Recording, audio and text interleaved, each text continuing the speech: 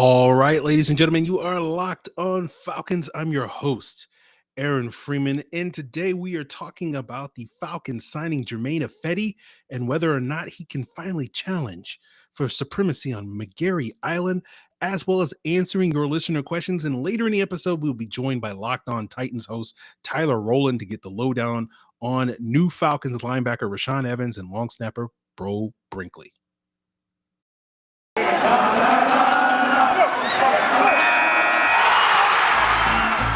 You are Locked On Falcons, your daily Atlanta Falcons podcast. Part of the Locked On Podcast Network, your team every day.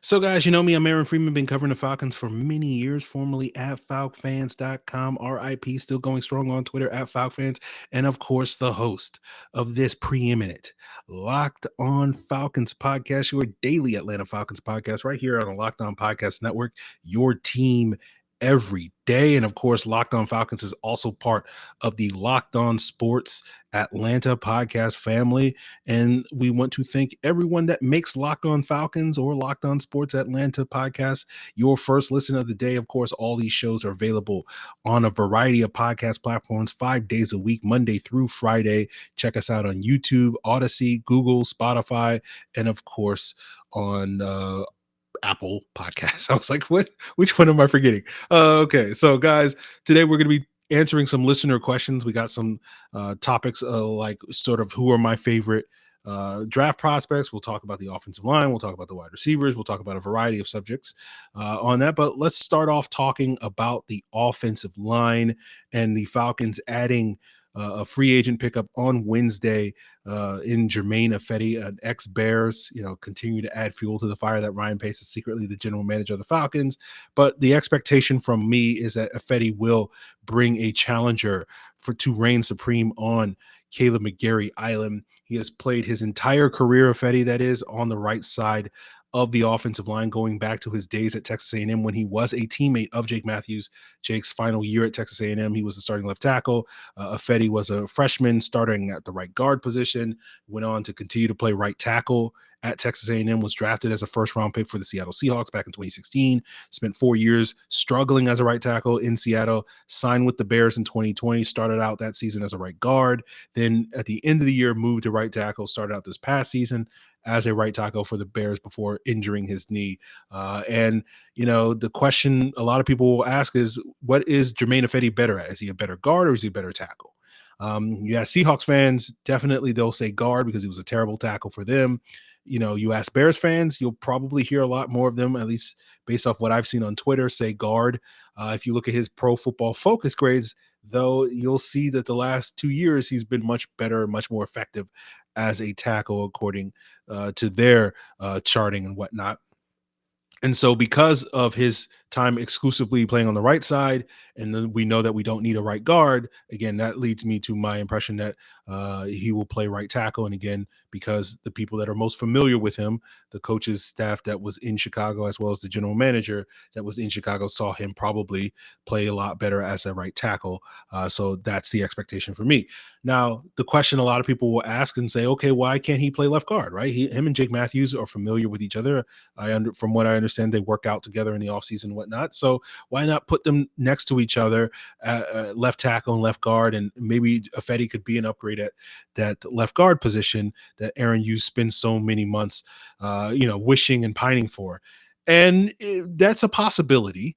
Although I wonder how strong a possibility, again, going back to the idea that Ifedi has spent basically a decade playing on the right side of the offensive line, has 0 snaps in the NFL, 0 snaps in the preseason, and apparently, based off of reading his bio, 0 snaps, in college playing on the left side. And we saw with Jalen Mayfield how much of that transition from the right side to the left side he struggled with. That wasn't the only reason that Jalen Mayfield struggled in that transition from right tackle in college to left guard in the NFL, but it's just proof positive that that's not a easy transition to make. And particularly for a player like Ifedi, who's consistently struggled with his technique and the technical aspects of playing the position. He's always been a great athlete, but you do wonder, is that a good decision? Is that a good bet to ask a player that's spent a decade playing on the right side to suddenly make the switch to the left side when he's never done that, at least going back to his freshman year in college? So I don't necessarily see Ifedi as a fix for the left guard position. He's a possibility there. Maybe, with him being brought into the building, you look at him and you say, okay, well, if Ifedi's not going to be that right tackle, maybe we can move Elijah Wilkinson there, right? Who was presumably the swing tackle. And you say, okay, well, now that we have three tackles, the loser of the McGarry-Ifedi battle could be the swing tackle. Although you question that a little bit because, again, McGarry also has spent the bulk of his time going back to college on the right side, Ifedi on the right side. So even the loser of that spot, do you really want that guy to come in the event that Jake Matthews is injured and play the left tackle position when they have little to no experience playing that? And so at least Wilkinson has some experience playing left tackle in the NFL. And so he may still wind up being the swing tackle. And you wonder, the loser of the competition, if it is an Ifedi versus McGarry battle, does that player wind up getting traded because all of a sudden they're not necessarily as valuable as a backup that can only play on the right side of the offensive line or only has experience on the right side of the offensive line? So that's something that you wonder about a little bit to a certain extent. But the expectation is that you will see the competition between those guys. And at least based off of Fetty's 14 starts with the Bears over the last two seasons, he only gave up 3 sacks, 1 hit, and 12 hurries, and 516 pass blocking snaps for a pressure rate of 3.1%. And you compare that to Caleb McGarry's last 14 starts this past year with 528 pass blocking snaps, gave up 7 sacks, 8 hits, and 17 hurries for a pressure rate of 6.1%. So presumably, theoretically, Ifedi is going to have your pressures versus what McGarry has shown this past year, although you'll probably get a downgrade in terms of run blocking for going from McGarry to Ifedi. But I'm sure that's a trade-off that the team and or I'm sure many of you guys out there, myself, depending on the day, is willing to make. So we'll see how that battle ensues. We'll see if the Falcons fully intend for Ifedi to be a right tackle, or do they plan on seeing if he can, cut it at left guard, and what comes of that. We got some listener questions coming up, but we have some offensive line related listener questions that are sort of Germain Ifedi, Caleb McGarry, Jason. We'll get into those before we get into the bulk of the other questions. And our first one comes from John A. He says, love the pod and your realistic takes on the state of the Falcons. My girlfriend and I are looking to go on vacation. We've heard McGarry Island is beautiful this time of year. Where would your next trip be? So yeah, I guess I would go to Ifedi Island. I imagine we're going from a 2-star resort to a 2.5-star resort. That's an upgrade, right? For relatively cheap. But to be honest with you, if I was to go on vacation, I know before COVID hit, my family was planning on taking a trip to Australia. So I would like to get that trip done. Although I don't know how realistic that is in the near future. If inside the United States, like my ideal vacation would be to go to the West Coast, go out to California. I've been pining to go out there and maybe, take a road trip, from San Diego all the way up to Seattle or Vancouver or whatever the case may be. I don't see that happening anytime soon, but that's sort of my dream vacation to, take, a month off, in the summer and just go on that road trip. But we'll see about that. Our next offensive line question comes from Ski Shepherd at Johannes Beitel. I know Johannes sent me a message saying, you don't have to try to pronounce my first name, but I'm going to try Johannes because that was a pet peeve of mine when I was a kid. Nobody can get my name correct. And you're sitting here going like, no one can get Aaron correct. Everybody either misspelled it Erin, or when I would tell people my name, they would think my name was Eric. And I'm like, no, it's Aaron. So I do pride myself on trying to get people's names correct. So correct me if I'm wrong. So I in the future, I will be able to get that correct. But his question is, I've got a question surrounding the offensive line. You said a couple months ago that the interior O-line is a bigger point of emphasis than offensive tackle should be. That was when we had Matt Ryan. Now with a new and ever more mobile quarterback to come, do you see that emphasis shift? Should the Falcons now concentrate on putting someone in to push McGarry, or is the interior offensive line, particularly Mayfield, still a bigger problem? And, obviously we just picked up a guy to push McGarry. I would sit here and say that, yes, I think theoretically with Marcus Mariota or potentially a Malik Willis, that offensive tackle becomes a much bigger priority moving forward. Obviously, I don't know if this offseason is really the ideal offseason where you can solve that problem. So you might have to just punt that decision to next offseason. But I think with the other quarterback options the Falcons could potentially explore, I still do think you want to secure and solidify that left guard position moving forward, because you don't want to necessarily have that the easy interior pressure, even if having a more mobile quarterback means that you want to have the strength of your offensive line be the tackle positions, going back to that. So we'll get into some more listener questions, including whether or not Jameson Williams should be in the mix for the Falcons. My arch nemesis that is not Jalen Mayfield out there in the world. And we'll answer some of those questions as we continue today's Locked On Falcons podcast. But I do want to plug the Locked On Sports Atlanta podcast family. Locked On Sports Atlanta has just recently launched, guys, and it is your comprehensive coverage of Atlanta sports every single day. And you get 3 different shows on the same feed, whether that's on Apple, Odyssey, Google, Spotify, or YouTube. And that's, A to Z with Mark Zeno, Hitting Hard with John Chuckery, and ATL Day Ones with Jarvis Davis and Tanitra Baptiste. And all these people from their times at 680 The Fan, as well as 98.29 The Game. And of course, you can get that comprehensive Atlanta as well as national sports coverage on all 3 shows on your preferred podcast platform. And speaking of national sports coverage, there's no better place to get in on the betting action with that national sports coverage than betonline.net, your number one source for all your sports betting needs and info. And whether you want to bet on the Masters, whether you want to bet on the NBA or NHL playoffs, upcoming UFC events, or the 2022 NFL draft, where you can get some great props at betonline.net. BetOnline is the place that has it all. I've already put in some draft props on under 5.5 receivers taken in the first round. I put on some props on who's the first quarterback taken. You guys can put in some props on where do you think Kenny Pickett's going to go, where you think Malik Willis is going to go. The Falcons have the tied for the 5th best odds with the Seahawks with 5-1 odds behind teams like the Panthers and Steelers and Saints, as well as I'm blanking on the other team that's ahead of them. But you can bet on that. You can bet on where you think the over-under for Drake London or Evan Neal or Jordan Davis and where those guys can get picked. So head on over to betonline.net today and, use your mobile device to sign up or whatever the case may be. And BetOnline is where the game starts.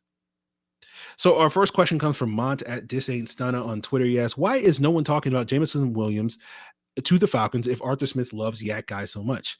And before we answer this question, Mont, I will say that I think Jameson Williams is indeed the best wide receiver in this draft class. And if he was healthy and not coming off an ACL tear, I do think we would be having a legitimate conversation about him being the 8th overall selection.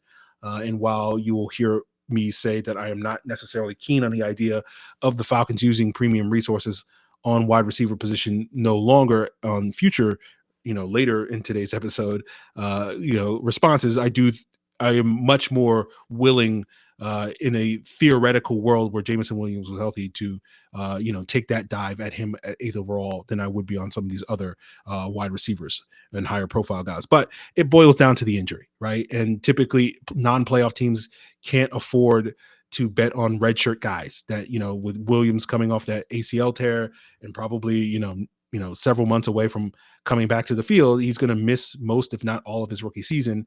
And typically in the NFL, only playoff caliber teams can afford to, quote unquote, whiff on a rookie quarterback that's not going to contribute.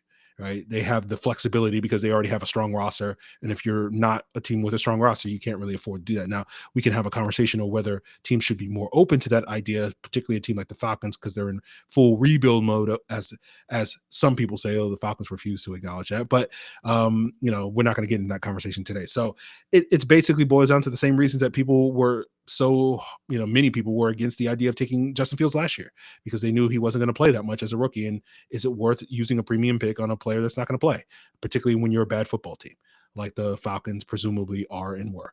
The next question comes from the Falcoholic. He says, when are you going to fight the ice cream man? And the answer is soon. And for those of you that don't know that story, in my neighborhood, there is an ice cream truck that typically most weekdays, I'm shocked that it hasn't come at this point in time, and I probably just jinxed myself, but he typically shows up between like 4 and 6 p.m. on most weekdays in the spring and summer. And for like between now, it's more like 5 to 7, but usually that's my prime podcast recording time. And he always seems to show up, at the time where I'm about to sit down and record a podcast, and he has become my arch nemesis. So for those of you who, you'll see me one day, a mugshot of me for assaulting an ice cream man, an ice cream truck, vandalizing an ice cream truck, because that song, that song is just it. Whew, I hate it. I hate it. I hate it.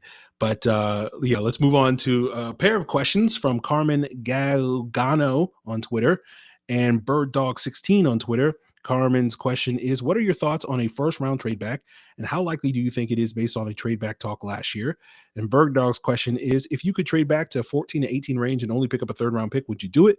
Also, is there any chance we take Jordan Davis at 8? So I don't think a trade back is as likely as some people seem to think. I think that's more wishful thinking. Teams typically only trade up for quarterbacks, and I don't really see teams doing that. We know the Saints just made a big trade, and people are speculating that they might trade up for a quarterback, but we know it's probably unlikely that they'll do business with the Falcons. So even if they are trading up with a quarterback, you're still not going to be able to take advantage of that. I would sort of thought and speculated that it's more likely to me, because of the perception that this is a down quarterback year, that if teams were going to trade up into the top 10, it's more likely that they'll do so for an offensive tackle or an edge rusher. I happen to believe that probably of the first 12 to 13 picks, probably 8 of them will be offensive tackles or edge rushers. Aiden Hutchinson, Trayvon Walker, Evan Neal, Ike Ekwonu, Trevor Penning, Charles Cross, Jermaine Johnson, and Kayvon Thibodeau, I think, are all going to go off the board in the first 12 to 13 picks. And so if you're a team picking in the middle of the first round and you want one of those positions, the Saints want a left tackle, but again, they're not going to trade up with us. You got a team like the Chargers. The Eagles were a team that were likely to be looking in the hunt for an edge rusher, but seemingly with that trade with the Saints are probably not going to be willing to move up from 15 to get a player at that point. But who knows? They still have the 18th overall, so we'll see. So I don't think a trade up is likely for some of those teams. Now, as for the question about, trading back to the 14 to 18 spot and only getting a third round pick, I'd be very much against that. I'd be very critical of that move. But, getting not enough value on trades is certainly in the Falcons' wheelhouse, so it wouldn't completely shock me. But if you look at the various trade value charts, yes, I will continue to take pot shots. Of course, guys. What else am I going to do? If you look at the various trade value charts, getting a trade from 8 to 14 or 8 to 18 would normally, depending on what spot and which value chart you're looking at, would be worth a pick in the round 2, somewhere between picks 40 and 63. So a third round pick is not a pick between picks 40 and 63. So you will not be getting value on that. Now, typically the way it works with trades and draft trades, like a second round pick this year is worth a first round pick next year. So if you're not going to get a second round pick this year, I would expect you to get a first round pick next year. So again, third round pick this year is very much getting a low ball. So in a world where we're only getting a third round pick this year, I would expect the team to sweeten the pot by giving you a second round pick next year, with the idea of basically 2 third round picks is worth a second round pick or something like that. So that's the only way I would trade back into that range. As for Jordan Davis, yeah, I do think there is a chance. I've been saying it since the fall that, if this team's goal is to establish a physical identity, you'd be hard pressed to find a more physical player that embodies that identity than Jordan Davis in this draft class. So I think it's certainly plausible that the Falcons could take Jordan Davis at 8. I think that's probably the earliest he'd go in this draft. He'll probably go somewhere in that 8 to 15 range. I think the earliest he could go is 8 for the Falcons. I don't think it's likely, but I certainly do think it's a possibility. Scoff at One Pylon on Twitter asks, with all the rumors of the big name wide receivers being shopped, how would you feel about the Falcons trading for one? And while it would be fun to imagine, DK Metcalf or AJ Brown in the Falcons uniform, they'd be incredible players. I feel like we've been there, done that. We spent a decade trying to follow the Thomas Dimitroff dream of having that 1A and 1B wide receivers with Julio and Roddy, and then Julio and Ridley, and then Ridley and Pitts, and it never seemed to work out. And I'm over it. I'm ready to move on. And if this team is going to invest significant resources into their offense, I want it to be on the offensive line instead. I want to spend the next decade trying to get that 1A and 1B in terms of bookend left tackle and right tackle or elite interior offensive line. That's what I want to see this team invest resources in, spending, a draft pick and then $20+ million on a wide receiver just does not fit with that mentality that I have. We have a similar question from Connor M. He asks, hey, Aaron, just wanted to see if you thought there were any wide receivers that have fallen out of favor with another team in the league that the Falcons could offer a late round pick for in exchange. Example, N'Keal Harry with the Patriots. Just a thought. as we are so thin there in free agency, looking bare a realistic option. Again, on a similar vein, I'm not really that interested in giving up assets for wide receivers, particularly like number 4, number 5 wide receivers like N'Keal Harry, who can't separate. Now, if we get to the summer and teams are cutting those guys and we can pick them off of waivers, or if we can trade, say make a player for player swap like Kendall Sheffield for one of these guys. Again, I wouldn't necessarily make it for N'Keal Harry, but theoretically, a guy that can separate, and we can trade him for Kendall Sheffield on draft day or something like that. I'd be much more open to that, but I'm not going to give up assets for a wide receiver. Again, it's just not something I'm particularly interested in. I'm much more interested in investing resources in addressing the team's issues in the trenches moving forward than trying to find weapons in the passing game at this point in time. Andre McBride at Dre Black on Twitter asks, what do you think about George Karlaftis? I see Karlaftis as a base defensive end more so than a true, 3-4 outside linebacker, edge, bend the edge, speed rusher. And I'm going to compare him to 2 Hall of Famers. And it's not because I think he's going to be this caliber of player in the NFL, but those are 2 obvious, prominent examples of the type of player that I think George Karlaftis is, and that's J.J. Watt and Michael Strahan. If we were still running the 4-3 under Dan Quinn, he would be a really good strong side defensive end rather than a 3-4 outside linebacker that's presumably Dean Pease wants to run. I know he slimmed down at the combine and was like 266 presumably so he can run a faster time, but I really think he's a player that probably better served playing closer to 286, given that his game is more power than necessarily being a guy that can, bend the edge and play in space that you typically want in sort of a 3-4 outside linebacker in my eyes. Like, he gets compared to Ryan Kerrigan because they both went to Purdue. And Kerrigan was also sort of a bigger D end, but Kerrigan I think was a lot more natural athlete to play in space than what I think Karlaftis is. So I don't think there's that much overlap between their skill sets. Jelani234 asks, what grade do you give the Falcons front office so far this offseason? If I'm being honest, it's like a D+. Again, I know that's harsh, but I just look at it and I feel like if we can add more pass rushers, we can add, an upgrade at left guard, I'd be much more willing to give a better grade than that. But it's just hard for me, and I've been saying this for over 4 months now that it's going to be hard for me to have confidence in this regime if they essentially run it back with Jalen Mayfield at left guard. And again, I'm not trying to sit here and be like, it's all because of that one player, that one position. But that to me was like the epitome of okay, we sit here and we give, Thomas Dimitroff all the grief in the world for, some of the terrible decisions he made in the past with doubling down on Vic Beasley. And we all knew in 2019 that was a terrible decision. And, we just kind of give Terry Fontenot a pass for, seemingly, again, we'll see what happens with the rest of the offseason. But right now it looks like they're doubling down on, we're going to fix Jalen Mayfield. And, the Vic Beasley decision was a terrible decision, but it was a million times more defensible, in my opinion, than doubling down on Jalen Mayfield. So that's part of the reason why I'm frustrated with that. But Jelani's next question, is there any free agent that's available that you would like to see this Falcons sign late in the offseason? I'm all about the pass rush. I'm all about that left guard position. As far as left guards go, Ode Abuche, Quentin Spain are at the top of the list as sort of 1-year stopgaps to get us through to next year. At edge rusher, I'm very much under the idea of signing a veteran player, that can come in and be a mentor for hopefully the edge rusher that the Falcons take early in this draft. Someone like a Jerry Hughes, Justin Houston, JPP, Whitney Merciless, Ryan Kerrigan, or you can sort of roll the dice on one of these low risk, medium, I guess you would say, reward players like Kamoko Toure or Efiati Odinabo. Our last question comes from Stephen H at Hero ATL. He asks your favorite, not best prospect in this draft on defense and offense. And if you're feeling frisky, feel free to go favorite prospect position by position. Well, I'm not feeling frisky. My favorite prospect, and my favorites are based off of, sort of who the people that I just enjoy watching the film the most. My favorite on offense is Ike Ekwonu. I don't really have a favorite on defense this year. I probably, if I had to think who I enjoyed watching the film the most, is probably when I did that late season run before the national championship game of some of the Georgia guys. So Nakobe Dean, Lewis Seen, Trayvon Walker sort of shoot to the top of the list. To be honest with you, Carson Strong has been one of my favorite players. I know, Steven, you're on board with that, but I went into this process having low expectations for what I was going to see with Carson Strong and Sam Howell. And I came out of the process liking them a lot. And I went into this process expecting to really like Matt Corral and Malik Willis more than I did. And I did not.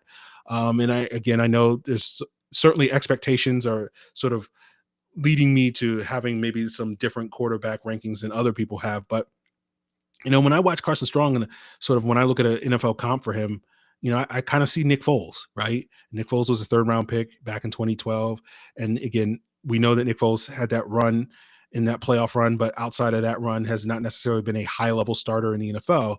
And again, I'm not going to sit here and say, oh, yeah, if you draft Carson Strong, he's going to be your franchise quarterback. But as far as like investing a third round pick in a Carson Strong, if we take him at, say, 82, I feel like that's a much better worthwhile investment than taking quarterback at 8. Even though I think Malik Willis is probably, like I would say Carson Strong's floor is probably Mike Glennon. His ceiling is probably, Philadelphia Eagles, Nick Foles, and is probably his eye level. Halfway between that is, Jacksonville Jaguars, Chicago Bears, Kansas City Chiefs, Nick Foles. So everywhere else, Nick Foles, which is not great, which is a backup quarterback. But, you compare that to Malik Willis. Like I would say Malik Willis's floor is probably like Seneca Wallace. His ceiling is probably like a middle class man's Lamar Jackson. I don't think it's Lamar Jackson personally. And his eye level is probably like Jalen Hurts. And so you could sit there and say, well, that makes, Jalen Hurts probably better than, non-Eagles Nick Foles, and that's fair. But like, am I going to take Jalen Hurts at 8 overall? Like, I don't get it. Like, you know what I'm saying? Like, it's not worth it. Like, again, that thin chance that, he's Lamar Jackson or whatever the case may be, to some people is worth swinging at 8. But I just sit here and I go, like, that chance is so thin to me that like, it's not worth it to me. But so I would much rather quote unquote settle for a Nick Foles type in round 3 and see, kick those tires. And then if he doesn't work out, if he winds up being, Mike Glennon, then you can move on relatively easily. And not wind up, missing opportunities to get premium players at other positions like edge rusher or on the offensive line or wide receiver or defensive tackle, all these other positions that I feel like, settling for third round talents, at those positions is much more egregious than settling for a third round quarterback, in my opinion. So I hope that answers your question, Stephen. And that will do it for the Q&A portion of today's episode, guys. You guys sent in a lot of great questions.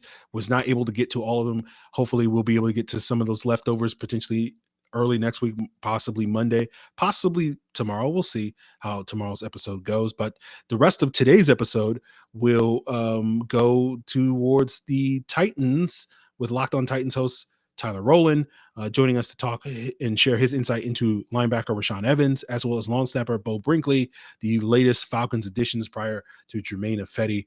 And maybe we'll have to get Locked On Bears host Lauren Cox back on here to give his thoughts on Germain Ifedi like he did earlier this offseason with, the other 15 Bears that the Falcons signed. So that's the plan for the rest of today's episode, guys. And tomorrow's episode, before we duck out of here, will be about Matt Waldman, and we'll talk a little bit more about the running backs in this draft class and sort of who are the guys that may fit the Falcons in that regard as we wrap up the week. But before we wrap up today, I do want to let you guys know that you guys should check out the Locked On NFL podcast and find out what's going on with the other 31 NFL teams. And of course, you can find Locked On NFL on a variety of podcast platforms, including Apple, Odyssey, Google, and Spotify. And if you want to get more in-depth insight into the draft, why not check out the Locked On NFL Draft podcast as well, all on the same podcast platforms, including on YouTube. All right, guys, you are Locked On Falcons, and today we are once again joined by my good friend from Locked On Titans, that is none other than Tyler Rowland. As I said the last time he was on this podcast, only a couple of days ago, a frequent guest as the Falcons continue to be Nashville South in the city of Atlanta as they pick up former Tennessee Titans players. I'm sure, Tyler, the Falcons or the Titans are going to pick up some ex-Falcons players in the future as well. So we might have to do a crossover at some point. But Tyler, I want to welcome you back to the show to talk with us today about linebacker Rashaan Evans and the really important signing the Falcons made as well in long snapper Beau Brinkley. Yes, absolutely. I mean, at his best, Beau Brinkley is one of the better long snappers in the NFL. It's just about getting back to that level. But, we say it tongue in cheek, but, if he plays his best football as a long snapper, then yeah, you got yourselves a good one. Look, I always say if you have a bad long snapper, it will literally break your team. Yes. Well, that is absolutely true. And we'll talk a little bit more about that when we discuss Beau in depth. Yeah. So let's talk a little bit about Rashaan Evans, the bigger of the two moves, at least in terms of name value. Again, Right. importance, maybe we can have a debate on Beau Brinkley versus Rashaan Evans. But just to clear it up, I think I've been on this podcast saying before that Rashaan Evans was the will linebacker for the Titans, but I've heard differently that maybe he Hmm. was the Mike. So maybe you can Yeah. just clear that up front. Yeah, so Rashaan Evans mostly played the mic as he got later in his career and he started to have his role reduced. He would be used in different ways, but regardless of getting all, caught up in the names, Will, Mike, Sam, all this stuff, I really just prefer to talk about what his role was. And you can name it whatever you want it, because the thing I've learned about football terminology and sports terminology is you're going to see the same things all over the place, and a million different people are going to call it a million different things. It's like languages in real life. So we can talk about what the right position is, but more importantly, what does he do well? What is he asked to do? And in my opinion, Rashaan Evans was kind of like the hammerhead of the defense. They want him coming downhill quickly, filling. Think about, a fullback's coming through a hole. You want Rashaan Evans to be the linebacker. Boom, that makes contact with the fullback so that your other linebacker, in this circumstance for the Falcons, like a Deion Jones, who's more rangy, more athletic, and an overall better player, that guy can roam and make the tackle. So if you have Rashaan in that role where he can just focus on coming downhill, meeting somebody in a hole, either making the play himself or redirecting that person to his teammates, if you can have him doing that next to a better rangy linebacker who's better with diagnosis, who is able to read offenses better, um, make less poor decisions out there. If you can kind of think about Rashaan Evans as a lead blocker, but on defense is kind Okay. of how I try to explain it. You want him meeting in the hole, like I said, taking on an offense's lead blocker, taking on a lineman in the hole, in the gap where the run's supposed to go, and redirecting that running back elsewhere. So if you have him on that, maybe you blitz him up the middle a little bit, keep it simple for him, and play him in that role while you have your other linebacker kind of be more of the reliable tackler, make the play, diagnose it a little bit better. If you keep it simple for Rashaan, you have him do that and pair him with another really good sideline to sideline linebacker, you could have yourself a solid role player on defense, but he's only a 2-down player, 1-down player at most. But, one thing that I've noticed from, covering the team is your casual fan thinks everybody's got to be a star or they're useless. Well, Rashaan Evans could be a solid role player within a defense, and he had a first-round expectation in Tennessee, and that obviously wasn't met. But this expectation is probably going to be much lower. So when you compare the salary, the compensation, and his role, I think he could still be a valuable asset for Atlanta. Okay. Well, people that listen to Locked On Falcons know I'm a big fan of fullbacks, and you basically described Rashaan Evans as the fullback of a defense. So I'm Yeah, yeah, already yeah. a big fan of his. Talking about Right. his expectations and his role in Tennessee, looking at some of the production, it seemed like he was very productive early in his career, Hmm. particularly in those 2 years where Dean Pease was a defensive coordinator. Yeah. I'm Hmm. curious sort of what went right for him in those years that may not have necessarily gone right for him the last couple of years, where it seems like he became, as you mentioned, sort of slowly phased out of the defense as a main staple. Well, I think the big problem that he had was just, the mental aspect of the game, learning where offenses are trying to attack. Under He was just over aggressive. He would shoot gaps and get lost in the dust as the running back went by him, a different side. He had a hard time getting off blocks, and you got to get off blocks one of two ways. Either you're real strong at linebacker, you keep your arms extended, you're able to shed blocks, or like David Long on the Tennessee Titans, he's a quick linebacker who's a little undersized, but he used that quickness to, rather than engage offensive linemen head on and shed them, he would try to dart around them or swim around them, almost like a pass rush move, but at linebacker and run defense. So Rashaan doesn't have either of that in his bag. And he got caught on blocks a lot. He was slow to diagnose. And I think that early on, when you're a first round linebacker, you want to give that guy as many opportunities as possible. And, I point out the mistakes, but he's a physical guy with good athleticism, plays with toughness. So good. If you want to play football in a phone booth on the goal line, short yardage situations, and Rashaan can just trigger and go downhill, he could be that for you, and he can do a good job. I mean, he was one of the best linebackers in the NFL on the goal line. The Titans have been one of the best goal line defenses in the NFL for quite a few years now, and a lot of that had to do with Rashaan. But like I said, as you get better linebackers in, David Long blossomed into a better linebacker. The Titans just got Zach Cunningham off the waivers last year, who's a better and more versatile linebacker than Rashaan Evans. So the Titans just wanted to get better at the position, and guys who weren't expected to be better than Rashaan Evans ended up being better. So the production is just, a snaps situation, really. His role got phased out, and by the end of this year, he was a healthy scratch for the Titans in the playoffs. So it sounds like, in summary, Tyler, you're basically saying Rashaan Evans is a very good role player that if you had the right pieces around him, another linebacker that can kind of flow and do all the various things, if maybe you had a big, beefy nose tackle that can sort of keep him clean so he doesn't necessarily have to take on all those blocks, Correct. he can be a very effective role player in what he is good at and sort of geared towards more maybe his strengths than necessarily his weaknesses. And I guess we'll just sort of have to see if the Falcons can sort of build that around him. They don't, they do have Deion Jones. They don't quite have the beefy nose tackle. So we'll just sort of see if they can add that in the draft. I know a lot of people think they should go after Jordan Davis. So if you're a big Jordan Davis fan for the Yeah. Falcons, that pick probably makes a little bit more sense moving forward. Well, So is speaking that a of fair Jordan summary? Davis, yeah. Speaking of Jordan Davis, I would just say, to kind of summarize, we talked about the fullback, but really, Rashaan Evans is like a nose tackle at linebacker, not in the terms of role. Obviously, nose tackle and linebacker are different, but like a nose tackle, you're not going to have out on the field in passing situations. They're going to come off for your sub package, rush package guys. Rashawn's the same way. He's going to be an early down role playing linebacker who can get into holes, take on blocks, use that speed and physicality downhill to hit guys, and that allows the rest of the defense to maybe clean things up. So in that role, and for the price that the Falcons are probably going to pay, which is going to be pretty low, I think he could be a valuable asset to the team, even if he's not a star player or necessarily like a starting level talent. He can be that role player for you. There you go. So we'll wrap up here with Tyler Rowland here of Locked On Titans, talking a little bit about long snappers.